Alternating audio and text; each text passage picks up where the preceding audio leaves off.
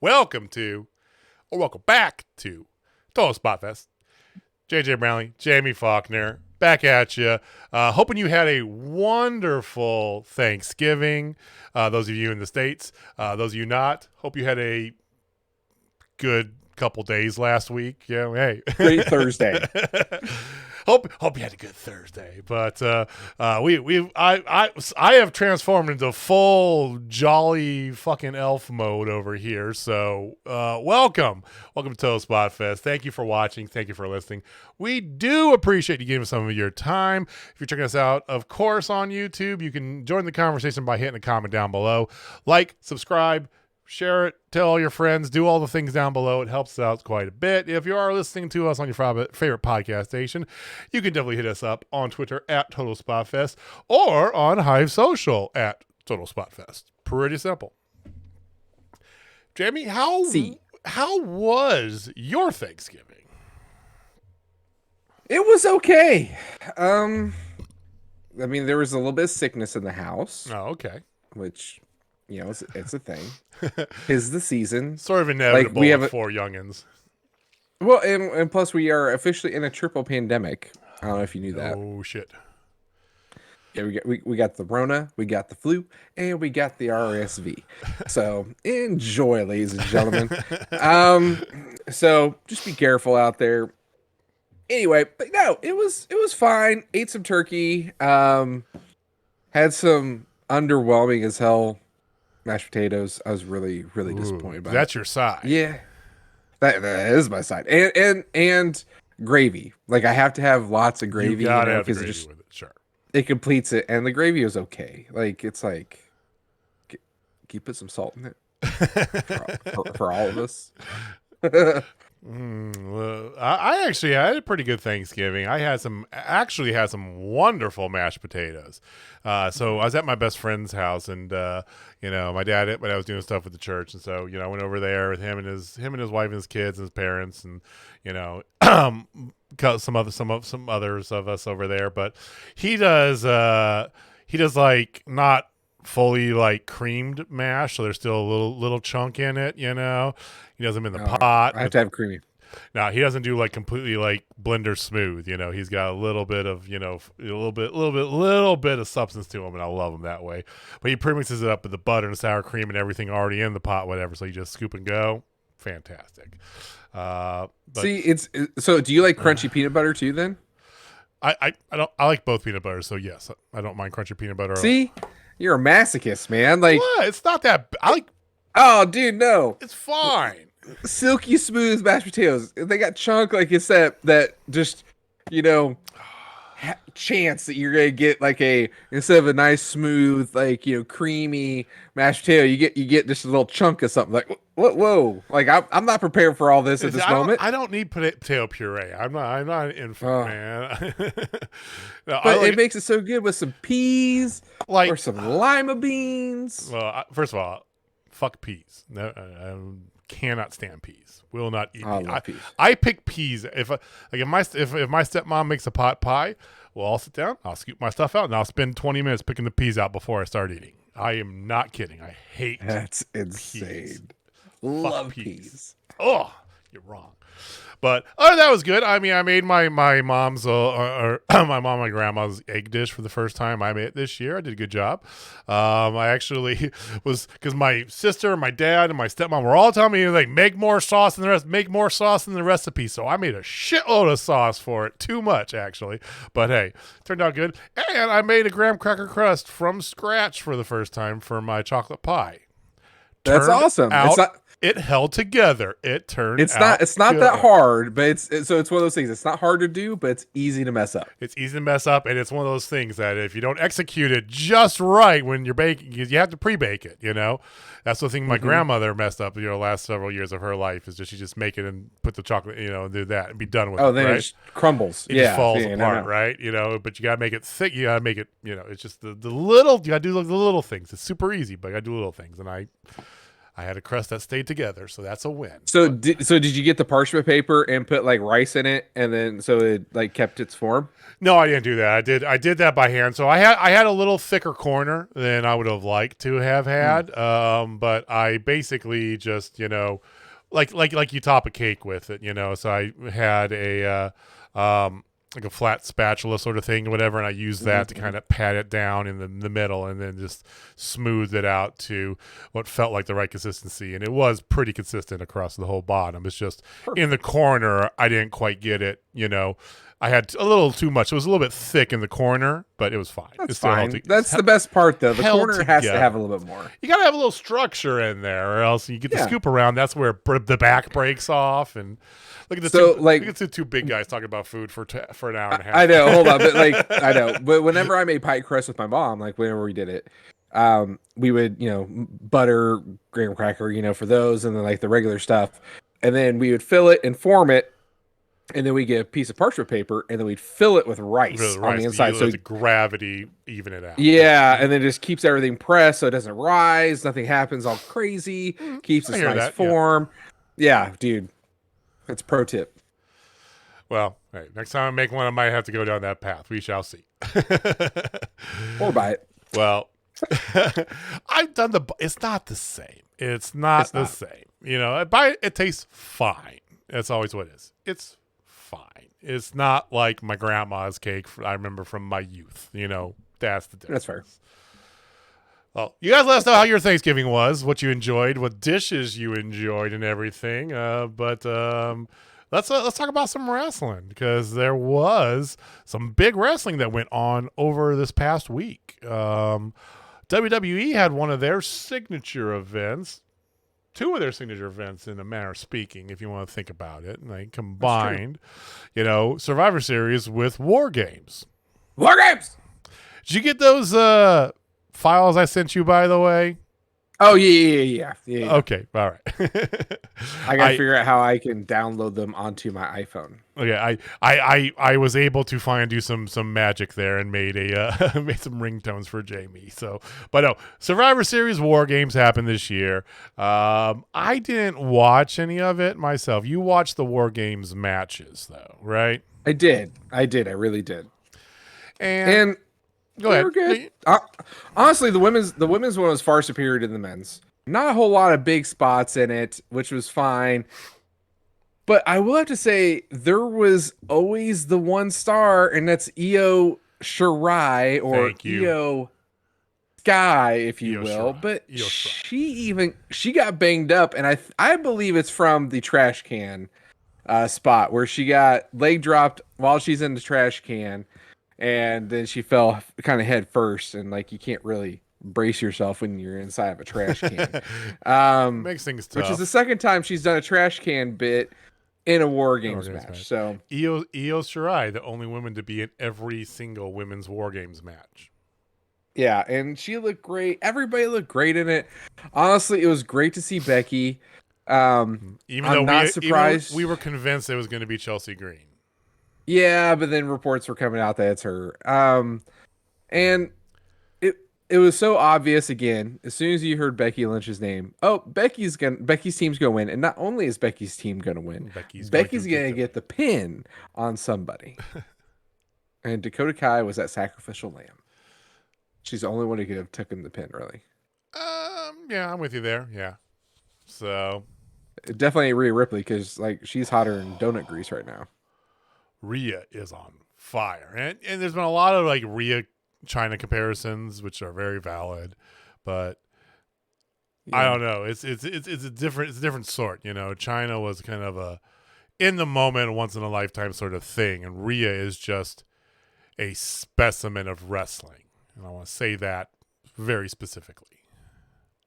She is a specimen, period. Like, she is built like a brick shit house. She's got charisma. She can wrestle. Like, homegirl is just ridiculous. She's not good to take to Thanksgiving dinner, but yeah, fair. Like I said, the men's match was fine, but yeah. Oh yeah, I did see that. Yeah. The men's match was Bloodline won. I did see some clips about that. Sami Zayn turning on KO, which it wasn't really a turn. Was I mean, they're on separate expected. teams, Yeah. whatever. But KO is trying to get him to turn on the. But anyway, it more or less solidified Sammy's place, and Jay finally accepted him as part of the bloodline. Was the Yep. takeaway.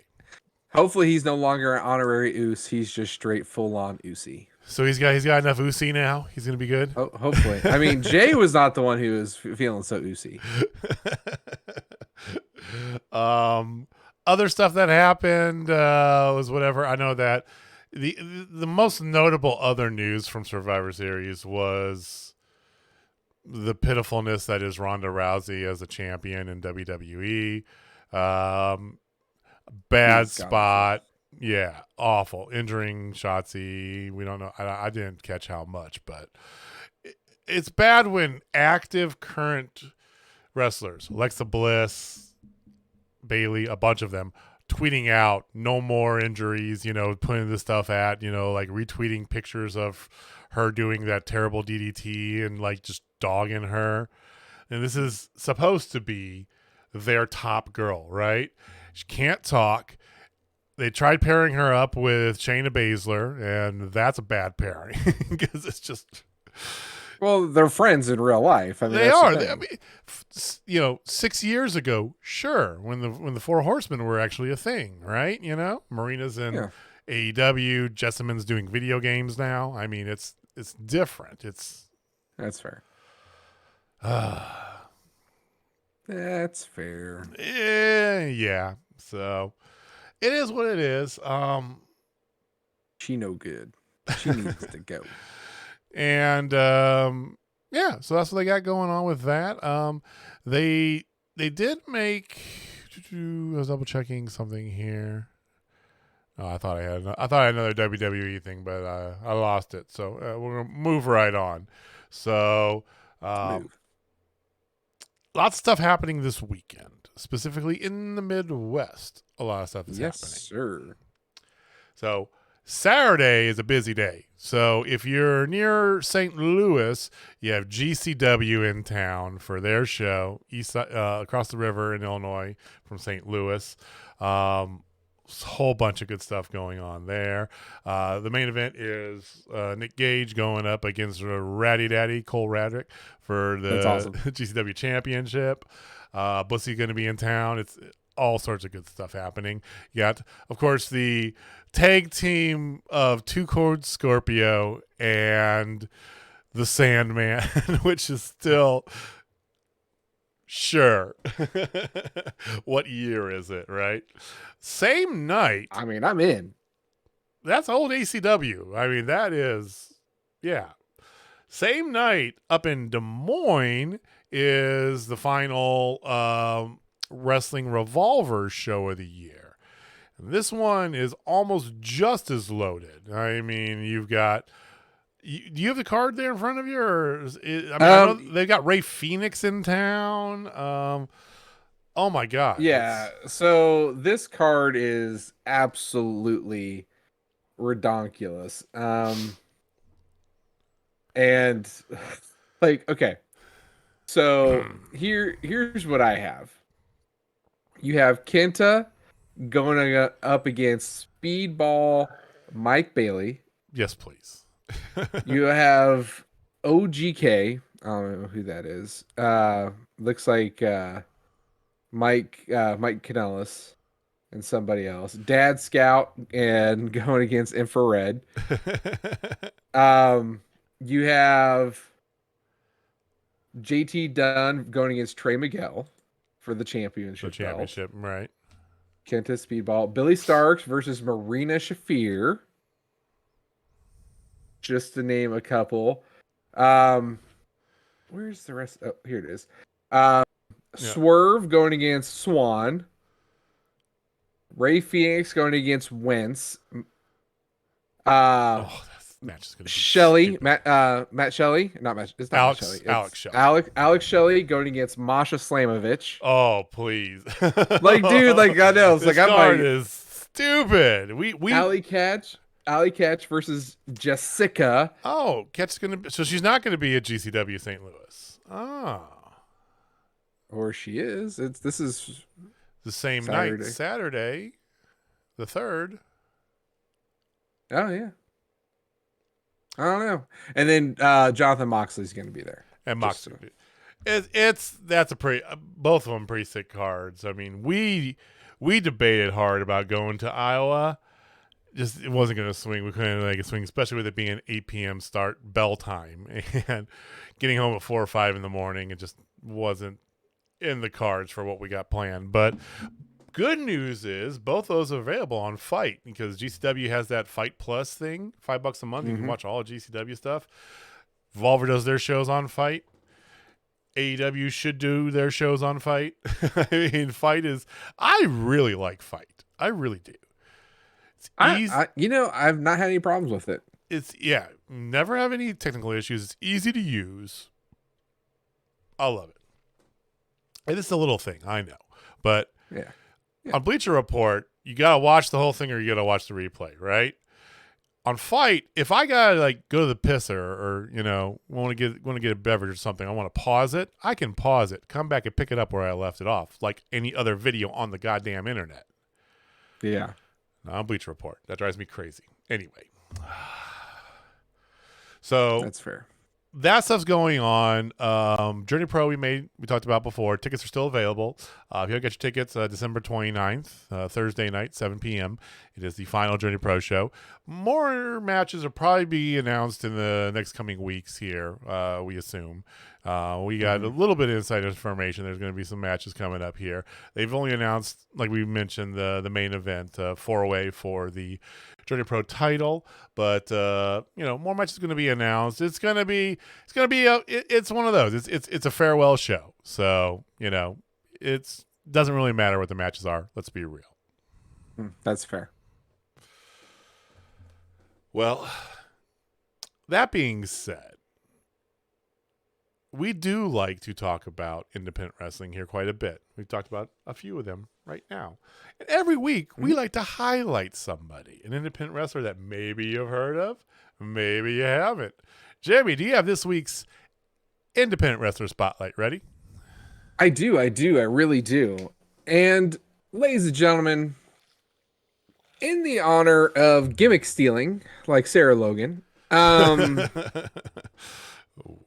this is a person who is of the same similar gimmick as she is a Viking, but she is not stealing anybody else's gimmick on it. Amazing. She has her own look, has her own style, and she's 100% Viking, Ragnarok, as above, so below. She is it.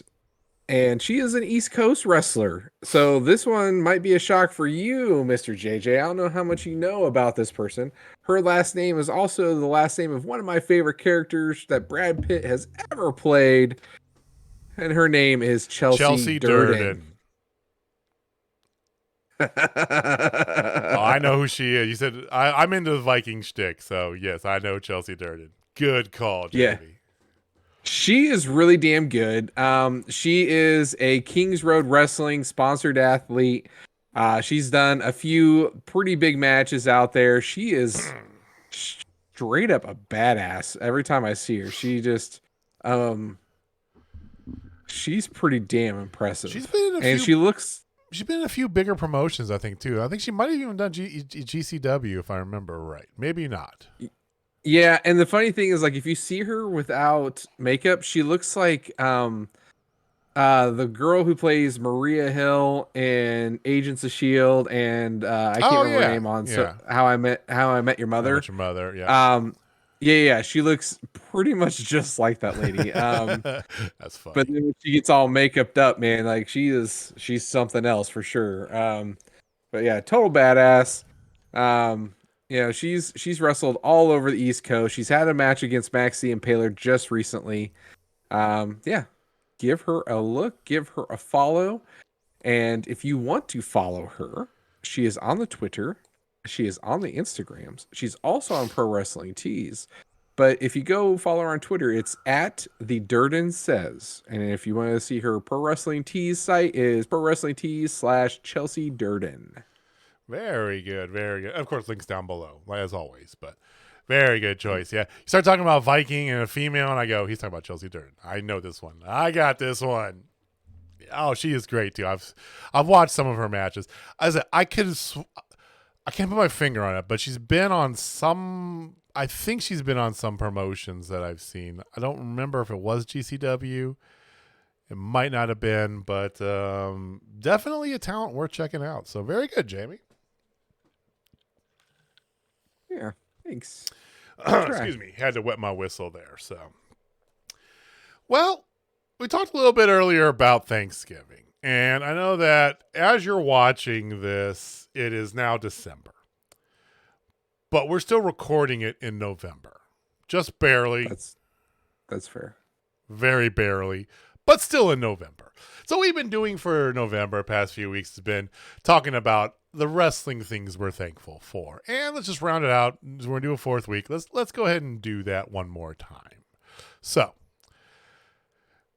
I think it's my turn to go first, right? It is. It really is. Okay. So, I had one that I wanted to do that I was just like, I don't know if that's really the course of action that I wanted to go with it. It's a bit controversial when you think about it. But at the end of the day, why not? Let's be controversial, right? So I'm going to say for wrestling, I am thankful for, believe it or not, Mr. Vincent Kennedy McMahon. I know. Whoa. Settle down. Here's why. Okay. Wrestling back in the day, in the 50s and so on, was very much on par, professional wrestling, with boxing, right? And it was in that same spectacle of sort that it was held. Pugilistic arts, the secrets of wrestling were very closely kept. It wasn't supposed to be known that it is a scripted thing, and it was very much small potatoes compared to boxing and whatnot, what it ended up being. Wrestling then proliferated in different parts of the country, and that brought about regions and regional promotions. Some places had bigger regional promotions, like the Mid-South, if you would. Others had some different ones. You had some Mexican influences going on in Southern California. You had some stuff happening in Chicago. You had a lot of stuff throughout the East Coast and into the Northeast. And then in the late 70s, WWF was handed over to a second generation promoter by the name of Vincent Kennedy McMahon. Bought out his father and had the idea that we are going to take all these regional promotions and we are going to combine them. So he started buying promotions throughout the Northeast. Signed a TV deal. His original foresight created what was WWF. He gave us Hulk Hogan. He gave us WrestleMania. He gave us the birthplace of professional wrestling as we know it today. And without Vincent Kennedy McMahon, I don't know if it ever would have come to that. You could say that because without WWF, would WCW have ever really been? And of course, TNA and AEW, right? So, as much of a schmuck of a man as he is, and he is definitely a schmuck of a man, he did give us the wrestling that I remember so fondly from my childhood. Hulk Hogan, Ultimate Warrior, Macho Man Randy Savage, the Rockers who begat Shawn Michaels, and Demolition, and Legion of Doom, who pretty much the exact same as they were as Road Warriors, but were much more popular with the orange shoulder pads. Bret the Hitman Hart, The Undertaker. I can keep going. Andre the Giant. It was Vince. So it pained me to actually go through with that, but I'm thankful for Vincent Kennedy McMahon. So there we go. Solid one. And because of that, I am going to go non-wrestling. Ooh. Okay. I am thankful for the fact that San Francisco, their police department is now ran by OCP. You're asking yourself, what does Jamie mean? Yeah, I'm trying to get to the point here. Yeah, what do you mean? I don't know if you saw this or not, and I'm really thankful for this, that the world is going to end, basically.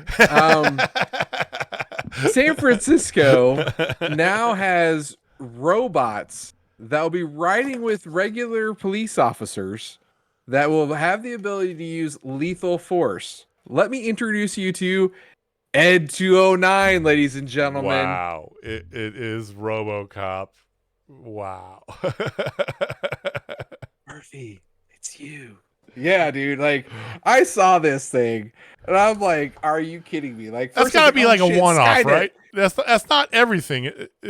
Every police officer is going to ride with a robot, and not everyone, obviously, very RoboCop-esque. So San Francisco's board of supervisors voted 8-3 to approve the controversial policy that they would allow police to deploy robots capable of using lethal force in extraordinary circumstances. This has never gone wrong in any movie I've ever seen. Robots are totally fine all the time. Like, is anybody else is like, man, this feels like a really bad idea. This is a really bad idea. Who determines extraordinary circumstances? What the fuck? Have they never watched any science fiction movie ever? Come on. iRobot, RoboCop, Terminator. Like, I could keep going. Any of fucking Blade Runner. Run away. Blade Runner. Wow. F. Like, dude, like, it just screams. Man. And I'm thankful for this. I'm so thankful that this honestly brightened my day. It just brightened my day. Like, holy shit. Like, some of the movies I watched as a kid are coming true. Like, Hollywood's out of ideas. Clearly, the United States is like lost. Like, idiocracy is becoming a thing. Like, when I'm 70, we're gonna go celebrate my birthday at Buttfuckers, and it's just. If anybody's seen Idiocracy, you got that reference. If not, you go watch probably Idiocracy. Mad at me for saying that. Like, you have to watch the movie. It makes sense because Fuddruckers becomes. If only I won that $2 billion lottery, I'd own a Caribbean island, and I'd just fucking go just. Build that sucker up, wall it off, boom, I'm done. Let's just retire. Okay. Wow. Well, that's what we're thankful for. So I figured you might appreciate that. Oh, I can't. 8-3 too. 8-3 not even like 4-5. 8-3. Wow. Yeah, so the robots are remotely operated right now by officers with specialized training.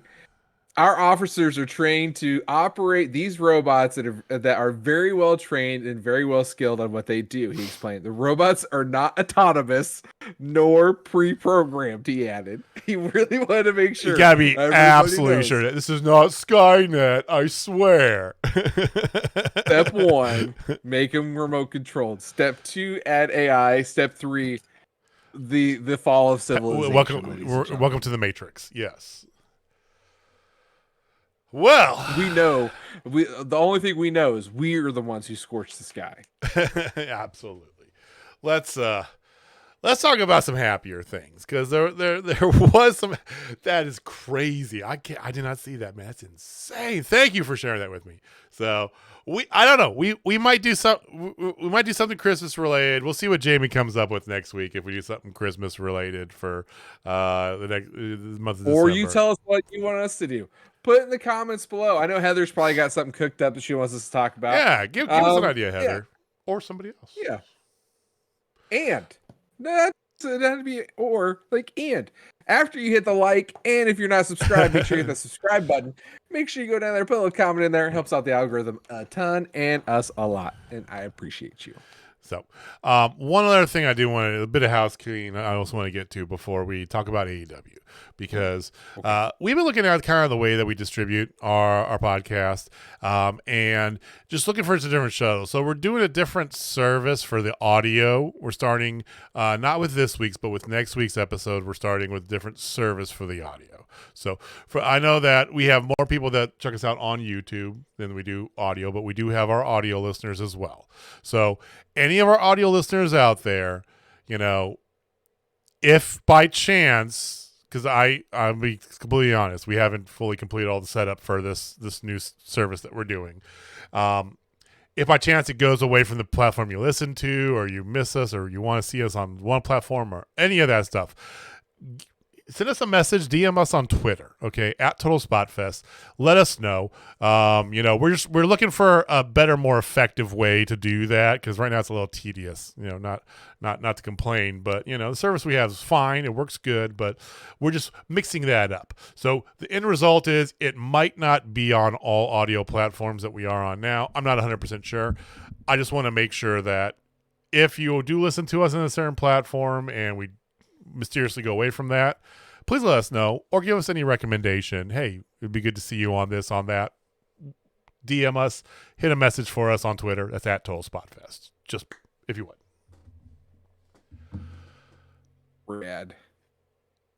Rad indeed.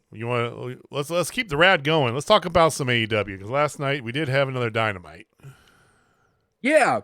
So I will say this about Dynamite. It was a solid show. There was one women's match, but then they had another second women's in-ring segment, and I will give that to them. That is progress, ladies and gentlemen. That is progress. They focused more on women this week than they have in a while. I will give you that. I still don't know what they're doing with this whole Jade Bow Wow thing. I don't get the Jade Bow Wow. Why is she feuding with fucking Bow Wow now? He said some stuff on Twitter back in a little bit, and she commented, and it became a thing. I know they're just gonna run with it. I don't know why you're running with it. It's like, what? This is your fucking champion. What do you?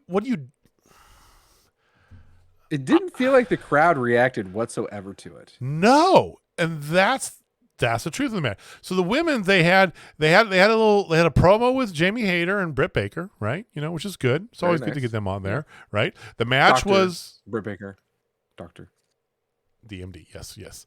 They had this whole thing with Jade, and they had the match they had was Willow Nightingale versus Anna Jay, which I'm gonna put a pin in that. But yeah, the crowd didn't give a shit about the Jade Cargill thing.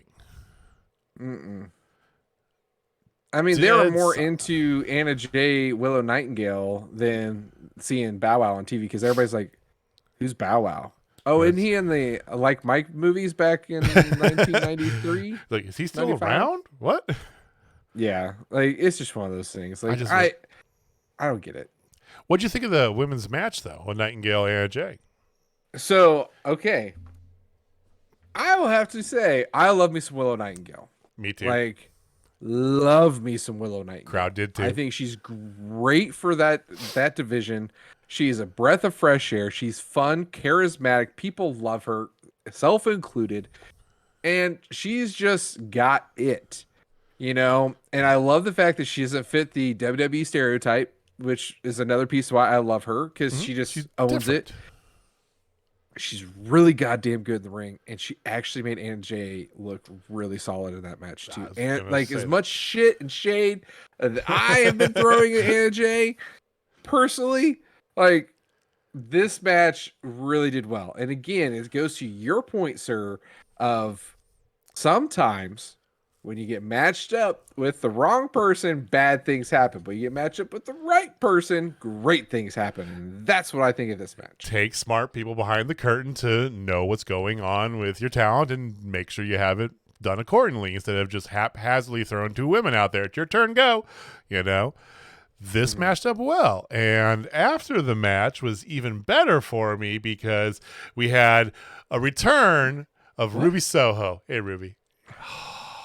green hair and all. It was so good to see Ruby back. It was not surprising. Her original training, her original gym, was from Lafayette, Indiana. So this is kind of her hometown anyway, right? Yeah. And it's about time that her nose has been healed. So, but it's good to see Ruby back. Ruby looks good. The crowd popped for her, which is great. It was good to see her. I thought we were going to get Ruby back last night, regardless. I was hoping to see her come out and spoil Jade's little thing in a much more angsty, angry, Ruby. Like the Ruby that went after Natty after Jim Neihart died, right? That type of Ruby. Yeah. The one who got a whole bunch of flack. Yeah. I loved that Ruby, though, because she was just the embodiment of punk rock and just saying, man, But it's good to see Ruby back. JJ's very happy boy. Yeah, and honestly, I'm glad she's back. She's coming back at a good time. Right. I feel like it's a good spot because not a whole lot of storylines are done or out there. Mm-hmm. It's an excellent time to get her back into the fold. I could definitely see another thing with her and Taynara and Anna Jay. So she's got a program that they can build and go off of very easily. So right. that's a big win. And I think that in the reality of things, like she is, when you look at the roster, she probably has the most credit to go after Jade for that title. She lost to her in the finals of the tournament for it, but it's the last time she was involved with Jade. And Ruby's long-term story has been, unfortunately, can't win the title, right? She's got that whole thing going on. Never could win right? the big one. Never win the big one, right? The whole, tales all the time thing. If any sport, right? It's been around. There's been that guy, and then they eventually, at 40 years old, exactly. Game now. Right. But I think that gives a spot for her to have that. But you're right. We had Britt Baker and Jamie Hayter FaceTime because you got to have that, right? You had Jade Cargill, even though it is what it is, it was there, with her baddies. You had a match of two women you don't usually get to see on TV, plus, an extra bit with Jade or with Ruby. You got a feud there, an additional feud, Are they doing what they need to with the women's division? No. But are they making progress? Yes. Yeah. And like you said, they have some good people behind the curtain now, which rumors are circulating that one of them might be leaving. Who's that? And well, we'll talk about we'll save that. Yeah. Let's save that piece. So I do want to talk about the very beginning because we just talked about one return. So let's talk about the second return. Sure. So Moxley comes out, and Moxley grew about 90 miles away from where they were, like playing to the crowd. Used to wrestle in this area all the time, blah, blah, blah. And then Adam Hangman and Page's music hits. Adam's back. Interesting, yes. And really pissed off. As he should be. Just justifiably, right? Right. And then him and Moxley just go at it. So Hanger's back, but so that gets me to the next big question then, and this ties into the last piece, the second last piece of this night. With Moxley and Hanger doing a thing, what does that mean for the championship belt? Well, I feel like putting it on MJF is not only the right thing that he should have done, it very much is kind of like not to keep throwing everything back to the Attitude Era, but that's what we do, right? It kind of felt like when they officially took the belt and moved it into a three-way dance between Triple H, The Rock, and Stone Cold, right? These are our guys, our talent that we've cultivated here, and they're now the prize of the show. These three. And of course you had occasionally somebody popped in, right? Here's the Undertaker popping in, boom, out, but mostly it was the three of them just changing it back. I feel like what that does here for this is it takes Moxley out of the equation. Now Tony's going to say, we got it on MJF. His next opponent is going to be Ricky Starks. From there, let's build some fresh storylines, and let's build some storylines in-house. Is what it feels like. Keeping it away from the guys who kind of helped you get to that point, but you got to go for your long-term future. So I think that in the next year, you can see people like Jack Perry in the title picture. You can see people like, Ethan Page finally maybe getting in that picture, stuff like that. That's what I think. What do you think?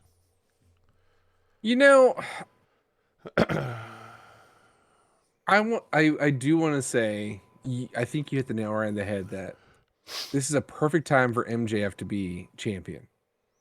Because one thing about MJF is he doesn't necessarily need to be in a program with somebody to get over. True. Like, in order to keep the level. Because his gift of gab is generational. And everything that he is doing, it feels like he doesn't need that next big feud because he's MJF and he can feud with anybody at any time. He doesn't care, and it just seems like they're gonna do more with Regal, which we're gonna get into in just a sec. Mm-hmm. In his connections, and once those things kind of end, it'd be perfect to reinsert Mox. Could be a time to insert Omega. Depending on what's going on with them.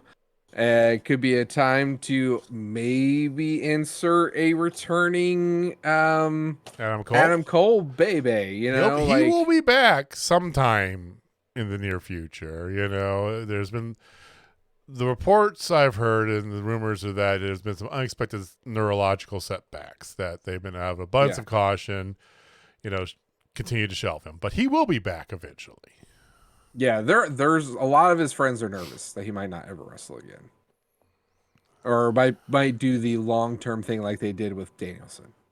Which, who knows, right? We don't know. Yeah, and then he just becomes an on-air talent and call him Buster or whatever. what do you remember what it was Butch. It was Budge. Budge. That's right. It's all about the Budge. That's right. All right. So let's just get into this. Because I do want to end on like the matches of the night. But the in-ring segment of MJF and William Regal accompanied him, and they had something covered under a tarp or under a black thing, which obviously is like, oh, they're debuting a new belt. Yep. Very obvious what they're doing. And I gotta say, that belt looked badass. But not what I was expecting. The way he was like prepping it up, I thought it was going to be a new design for the belt. It was a lot shinier, a lot cleaner. It was a newer belt. It was the same belt, but it had a new strap. It was really the gist of it. Yeah, it just had the Burberry strap, and that looked good. Like, I liked it. I was like, ooh, I like that. It looked good, but also, once again, I would expect it to be a lot more kind of like flamboyantly Burberry, which it wasn't. It was more subdued. It was a good looking belt. Yeah, I'm a fan. Not even gonna lie, I'm a fan. And then he just talked about all the things. And he was obviously clowning on Indiana. He was clowning on everybody. Like, he was a full-on super heel promo. Mm-hmm. And then at the very end, he did want to say, oh, I'm sorry. I do want to call out, thank you, William Regal, for all the things you did. And thank you for giving me these brass knuckles. And if it wasn't for these, I probably wouldn't have won, blah, blah, blah. And then he proceeds to absolutely cold cock from behind William Regal in the back of the head. Yep. Ultimate turn. Up until that point, it was just very much a MJF greatest hits, bidding war 2024, all this stuff. Your hometown sucks, blah, blah, blah, blah, blah. Yeah, and he returns, he refers to the belt as the Triple B. I did like that. The big Burberry belt. The big Burberry belt. But he ends up kind of throwing back the same thing that what Regal had reported, storyline wise, told him 7 years ago, right? There's still don't have room for people associate like you and get some more under my belt, send me your tape, So was it too quick to do the whole dump Regal off away from Mox thing or from It is, MJF but thing? I think there's smoke. I think there's fire to the smoke. You think that the story, because I've heard both. I've heard two different stories about Regal. Yeah, I've heard that he's trying to leave because Triple H wants him back, and Triple H and him have been friends for like 30 years. Right. I've also heard that he re-signed for 3 more years. Yeah, so it's like, what is it? Like something has gone down. They don't know what has gone down. So it just feels like there's something going on there, and I feel like this is to set up Danielson MJF. I 100% agree with you. That's more than likely the direction it's going. Which I'm sign me up for that fucking match. As long as I don't have to see like 10 heat seekers, I'm great.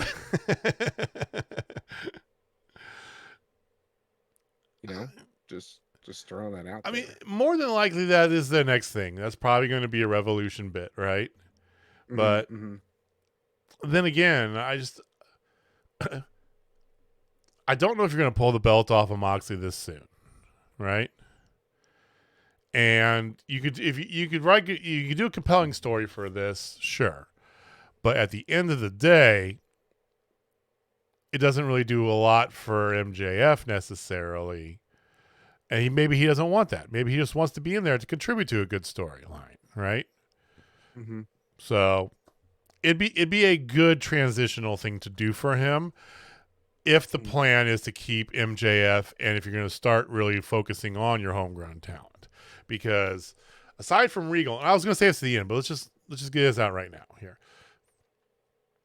There's been lots of this is internet rumors, so I don't put a ton of stock in a lot of these specifics.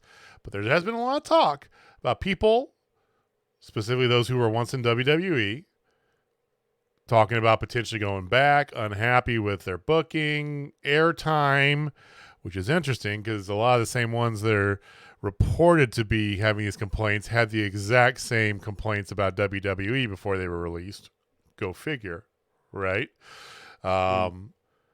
There's the whole thing with Thunder Rosa. There's different, the CM Punk debacle, right, and the fallout from that. So is this just growing pains? Is this to be expected when you go out and you sign so many goddamn people and don't have a plan for everybody, or don't have the TV time to showcase everybody, or is there something inherently needing improvement? Do you think in the brand? I think it's growing pains. I truly believe it was I hate to do this, but I feel like it was a mark with an open checkbook. It's like, ooh, that guy's available. I want this guy. I want him. I don't care. And then you find out, I don't have anywhere for him. Yep. And let's be real. Tony Khan, MJF's right. He's a mark. Just like any one of us, and that's why we love his show. Yeah, he said as much. I mean, in not in those words, but he's basically confirmed it. Tony has. So yeah. So, I think once they get the new ROH deal and half the roster goes over to ROH. Which would be yeah. Then you have more storylines, and then you can make Dark more around the people, and like they've started finally doing storylines in Dark again instead of just being squash matches, just for people to have some TV time. Though it's great to see Maki Ito on Dark. Just saying, it's always great to see Maki Ito. Period. Let me see. I love Maki Ito. That's all there is to that. Hi, Maki. Mostly. Ito-chan! Oh, sorry. Okay, no, seriously. I just wanted to get your thoughts on that because, the Regal thing is and once again, very reputable, both sides of the story sort of thing. And it's like, which one is it, right? Whose rumor's more true? Or is neither of them? Yeah, well, Andrade's pissed. rumors are Miro's pissed, which Mhm. I agree with Miro, because I know Miro got hurt, and then he started doing some movie Doing stuff, and movies, and like he had some time off. Andrade's actually hurt too, so there's, Yeah, I mean, I get it, but I mean, I'm with you. Growing pains for sure, at least, but it does seem like I there's a don't lot feel of like it people that is. are. I don't feel like they're doing the WCW thing. I don't. You're not pulling a Booker T and saying that the company's going to be gone in 2 or 3 years. Okay. For the record, I want everybody who listens to our show to hear this loud and clear. Pay attention. Fuck Booker T. Thank you, JB. From the bottom of my heart. Talk about it, Mark. Okay, you guys let us know what you think. Are we making a mountain of a molehill? Do you enjoy the direction it's been going? Is it growing pains? Do you think there's bigger problems there? Give us a tweet, give us a comment, let us know. I think, again, growing pains, but it could become a bigger problem. I feel like the CM Punk thing opened everybody's eyes. They didn't want to believe that there was a problem. It's one of those things, like, as a parent, like, you see something going on, this is not a problem, it's not a problem, it's not a problem. Then they tow the car because they're drunk. Oh, they got a problem. Yeah. Hey, it took that moment. I feel like they got that moment. So now they're starting to correct the ship. They are. They got the right leaders. They're doing the right things. I think you see some of that too. Like you didn't have Jeff Jarrett on TV last night. Thank God, right? God.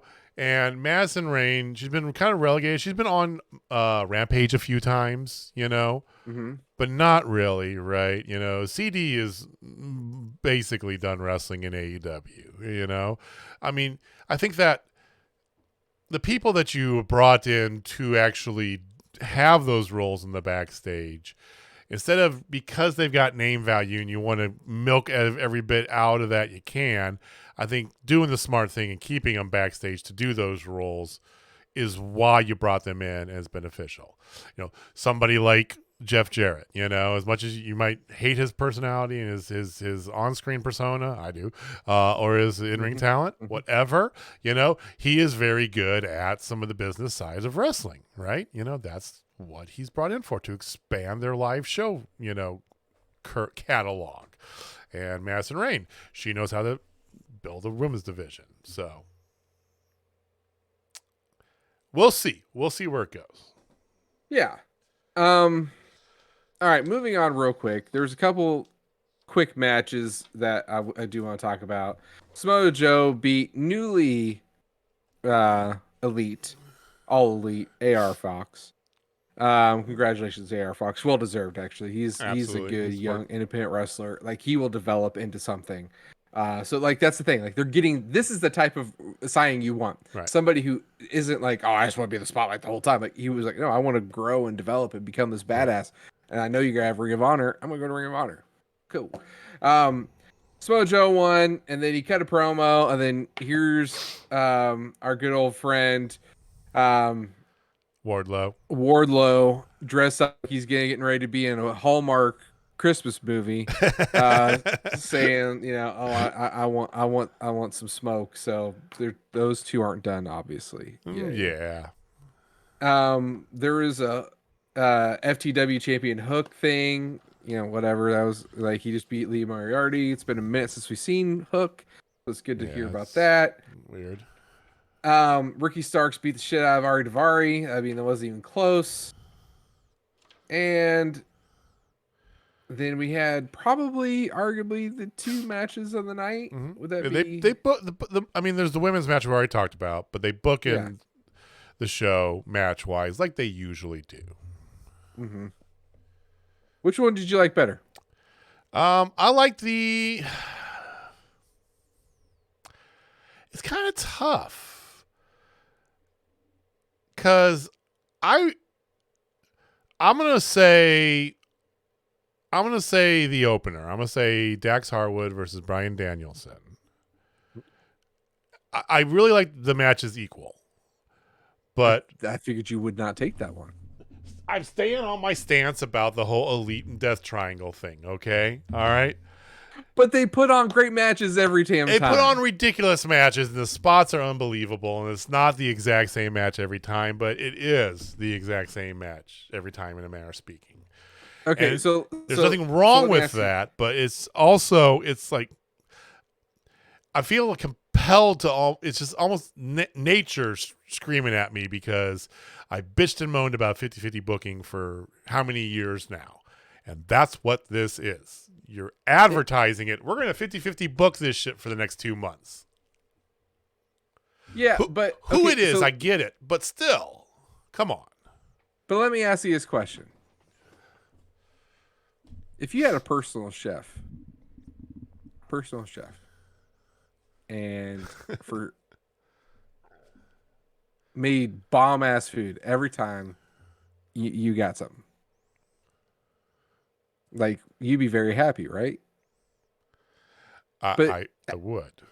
But after a point, you might get a little old. Like the food might get a little old, and you just want just a greasy ass cheeseburger, right? Yes. But you're holding against this 5-star rated chef, this Michelin level chef. You know, even though he's the best, I want this cheeseburger. And you hold it against him because you're like, hey, I know what I got here. Even though it's the best damn thing that's ever been made, I really want this double cheeseburger. Yes. As a guy who worked in a restaurant for over a decade, I worked in a really nice restaurant in Jeff City, and I could only eat the same thing every day before I'm like, I gotta have something. I'm not saying the same dish. I'm not saying the same dish, but what I'm saying is like what you're doing to dishes. But yeah, this is the same dish. But this is the same dish. That's my argument. This is the same dish. Different. Okay, it is, but it isn't. So you have the best pasta. One day it's got shrimp, and one day it's got crab meat, and one day it's got chicken. It's still the best pasta. It's still the same pasta. At the end of the day, I don't care what meat you're putting on top of it to make it, zhuzh it up a little bit. It's still the same thing. And I enjoy eating it like a son of a bitch, but I just need a cheeseburger. I need to get away from that every once in a while, right? All right. So let me do it this way then. Let me do it this way because I didn't want to go here. Because I know where this is going to go. Patrick Mahomes is the best damn quarterback in the NFL. Bar none. Right now, yes, he is. There's no one better than him since he's became a starter in the NFL. Correct. But everybody and their mother wants to make up reasons and other things why he can't be named MVP. Even though statistically, he's the best damn quarterback out there. I don't know who you're talking about. Everything that I've seen, I agree he should be MVP. There's no people are on Tua's nuts right now, and Jalen Hurts, like, oh my god, he should be MVP. Okay. There's definitely the people out there that have that ilk that you shouldn't win the same award too many times in a row. The reason why, and I hate to even say this, but why Tom Brady wasn't MVP like 8 times, although he probably should have been. Because he has a goddamn, I hate saying that. Fuck. I know. Because he's going to be at this level every year. And then if somebody comes up to be close to them, they win because he is always here. And this is what's happening right here. This is what I want to say. The Omega match, like the Elite versus Death Triangle for the past 3 matches has been here. Okay? Yeah. Here. And over the past couple weeks, they've had a couple that have been pretty close. And this Dax Harwood and Bryan Danielson, I love this style of match. Oh, yeah. I get tripped every single one of my triggers. Absolutely. It was a tie for me. It was a tie for me, too. And that's why I went with Danielson. And yeah, see, you went with it because you already knew that this one was at this level, but you wanted this one to be different. It's an overall booking thing. Yes, I wanted a cheeseburger instead of having my pasta. Yes. But, again, we just talked about all these bodies and not enough TV time. And when you dedicate 20, 25 minutes every week to these same 6 people, guaranteed for the next 2 months, that makes it tougher argument for these other people, right? They only got 4 more. They're going to be done by New Year's. I think they're actually skipping a week somewhere in here, But Oh, probably Christmas week. Whatever. They'll have a big blow off after the first of the year at the New Year's whatever that they call it. New Year's and, bash or and it'll probably be hopefully Escalera de la Muerte to end it. That'd be. They haven't done any stipulation matches on this. That I would like to see. And here's the thing, okay? I think that therein lies my thing. If you're gonna, just the booking of it is what gets me, and it's not the match itself. You and I have said this all the time. Give me that match every week. We always say that about certain matches, right? Give me that. Give me 50,000 times, right? But the truth of the matter is, just like we're talking about the food analogy, you don't want to have that same thing every day for 50 days, right? You're going to be like, fuck, give me something else, right? Every time this has happened before, there's been variation to it. And maybe they're getting to that, right? But up to this point, it's been the same thing 3 times in a row. It's been great. But you keep doing the same thing. It's like if you had best of 7 and you had 6 different, gimmicks in there, right? Cool, right? An elimination one night, a ladder match, all this stuff, right? Mix it up a little bit. It's just, that's my only argument. And no, I agree. It's weird because it's like I'm complaining about what I want to see because I want to see this, but I don't want to see it. I want to see other stuff too. Is the thing, and I think maybe that's more of what I'm getting at is seeing this is preventing us from seeing other things, right? I agree. I don't know. I totally agree with that. They both were fantastic matches, though. I mean, the Harwood Danielson, like you said, that is so far up your alley. It's basically next door to you. Yeah, oh, dude, like it was that match was perfect. But honestly, like watching Death Triangle going against the Elite, there's just something about it. Like, and that's why they're doing it. There is something about it. It is special. It is so special because they know that they could have this match while they're building up all these other storylines behind it. And then they're going to set it up for Revolution. Like they're just going to keep it going. I feel like this is the perfect stopgap. Yes, it's 50-50 booking. But here's the thing. You're getting the best damn quality food every damn You week. are. You absolutely are. I agree with you on that statement for sure. But it's got to come. It's got to come to an end, and then you got to figure out what to do elsewhere. And I just hope that they haven't put so much into just having this that this is kind of left at a meh afterwards. I don't think so. House of Black sitting there waiting for something.